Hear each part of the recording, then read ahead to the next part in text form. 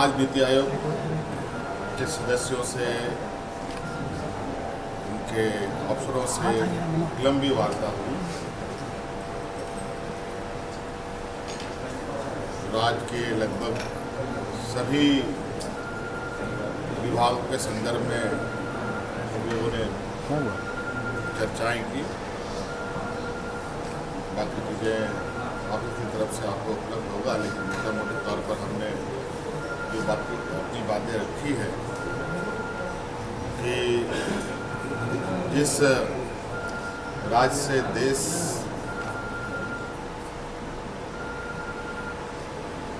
चलता है, जिस राज्य से भारत सरकार को सबसे अधिक आमदनी होती है, वहाँ के लोगों की स्थिति बहुत अच्छी नहीं है। इसके लिए कहीं ना कहीं संसाधनों की आवश्यकता है और संसाधन जुटाने को लेकर के सारी शक्तियाँ लगभग केंद्र सरकार के पास है। हमने जो अधिकार है वो कैसे मिलेगा नहीं मिलेगा अब तो केंद्र सरकार ही तय करता है, लेकिन फिर भी हम अपने हक की बात जरूर उनके समक्ष रखें। और जो कुछ केंद्र सरकार देती है उनमें भी राज्य सरकारों को विश्वास में ना लेकर के कार्य होता है तो इसका क्या बुरा परिणाम करता है। जैसे कोयला कंपनी के द्वारा हमारा लाखों करोड़ों रुपए का बकाया वो हमें नहीं मिलता है। केंद्र सरकार, देश के प्रधानमंत्री जी बोलते हैं सभी को हम आवाज़ देंगे,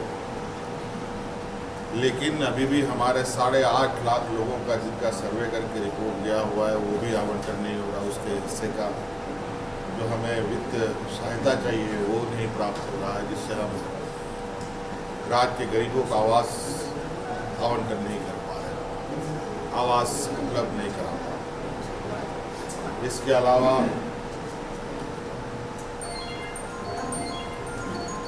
खाद्य सुरक्षा अधिनियम के तहत सभी गरीबों को अनाज देना सरकार का दायित्व है। और चूंकि झारखंड राज्य का सबसे पिछड़ा राज्यों में से एक है, जहां गरीब मजदूर तबके के लोग ज़्यादा वास करते हैं, राज्य सरकार ने अतिरिक्त 20 लाख राशन कार्ड, हरा राशन कार्ड बनाकर जो बचे हुए गरीब हैं उनको अनाज देने का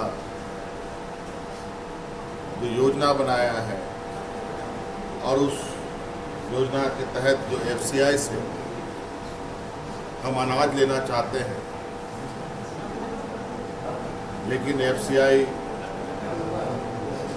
राज्य सरकारों को अनाज नहीं दे रही, हमें भी नहीं मिल रहा है। अब नतीजा हो रहा है कि हमको खुले बाजार में महंगे दारों पर अनाज खरीदकर गरीबों को देना पड़ रहा है। हमारे साथ भी ये घटना घटी है और हमें जानकारी मिली है कई और राज्यों में भी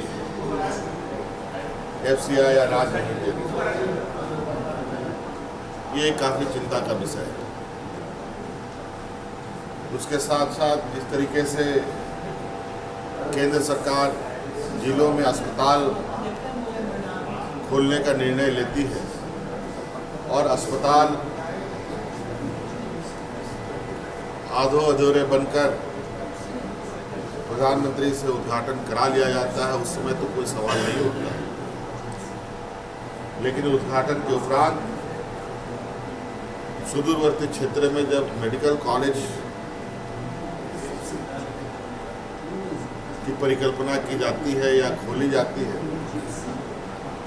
जितना आसान बिल्डिंग बनाना है, ठेका टेंडर देना आसान है, लेकिन उसका संचालन उतना ही कठिन होता है। इसीलिए हमने आग्रह किया है कि केंद्र सरकार राज्य में स्वास्थ्य सुविधा मजबूत हो, इसके लिए इस तरीके की योजनाओं को चयन करने के लिए सबसे पहले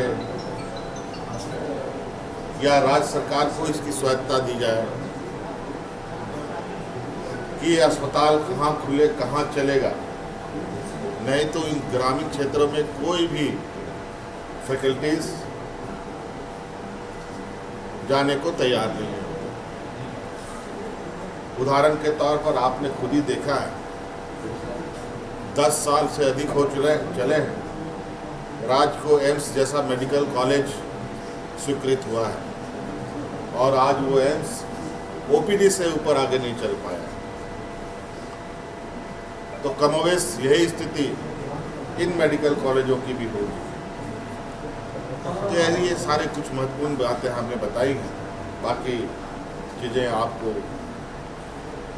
पीआरडी से या विधिवत रूप से उपलब्ध है। साहब बहुत सारी चीज़ें हैं, गंगा रिवर बेसिन से संबंधित बातें भी हैं, फॉरेस्ट राइट एक्ट को भी लेकर बात है, हमारे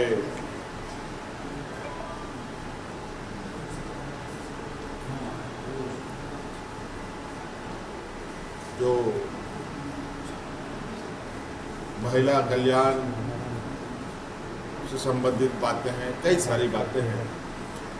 अब तो राज्य सरकार अपनी बातें, अपनी पूरी बातें आज नीति आयोग के समक्ष रखी है और लिखित रूप से भी